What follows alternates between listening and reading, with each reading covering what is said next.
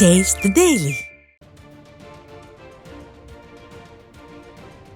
அண்மை செய்தி. கள்ளச்சாராய விவகாரம் குறித்து பேச அனுமதி மறுத்ததை கண்டித்தது இன்றைய பேரவை கூட்டத்தை அதிமுக புறக்கணித்திருக்கிறது. அதன் விவரங்களை வழங்குவதற்காக நமது செய்தியாளர் கோபாலகிருஷ்ணன் இணைப்பில் இணைந்திருக்கிறார். அவரிடம் கேட்கலாம். வணக்கம் கோபால், விவரங்கள். வணக்கம்.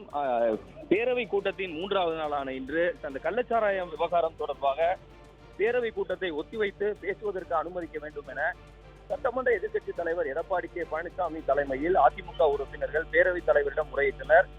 ஆனால் இதற்கு பேரவைத் தலைவர் அனுமதி மறுத்ததால் தொடர்ந்து சட்டப்பேரவையில் அதிமுகவினர் முழக்கங்களை எழுப்பினர்.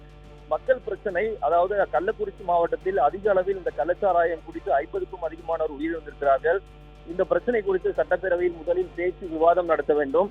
இதில் திமுக அரசு எடுத்த நடவடிக்கைகள் என்ன, கள்ளச்சாராயம் விவகாரம் தொடர்பாக உயிரிழப்பில் தொடர்புடையதாக கருதப்படுபவர்கள் எவ்வளவு பேர் கைது செய்யப்பட்டிருக்கிறார்கள், கள்ளச்சாராயத்தை கட்டுப்படுத்த திமுக அரசு எடுத்த நடவடிக்கைகள் என்ன என்பது குறித்தெல்லாம் விவாதம் செய்ய வேண்டும்.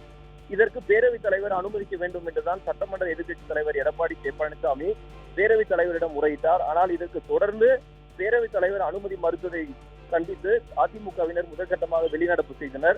வெளியே வந்து பத்திரிகையாளர்களை சந்தித்த சட்டமன்ற எதிர்க்கட்சி தலைவர் எடப்பாடி கே பழனிசாமி அவர்கள் அதிமுக்கியத்துவம் வாய்ந்த இந்த மக்கள் பிரச்சனை குறித்து மக்கள் மன்றத்தில் பேச அனுமதி மறுத்தால் வேறு எங்கு இதை சென்று பேச முடியும் என்று கூறிதான் இந்த வெளிநடப்பை நாங்கள் செய்திருக்கிறோம் என்று பேரவைக்கு கண்டனம் தெரிவித்திருந்தார்கள். தற்போது பேரவை கண்டனம் தெரிவித்தது, வெளிநடப்பு செய்ததை தொடர்ந்து தற்போது இன்றைய முழு பேரவை கூட்டத்தையும் அதிமுக உறுப்பினர்கள் புறக்கணித்து சென்றிருக்கிறார்கள்.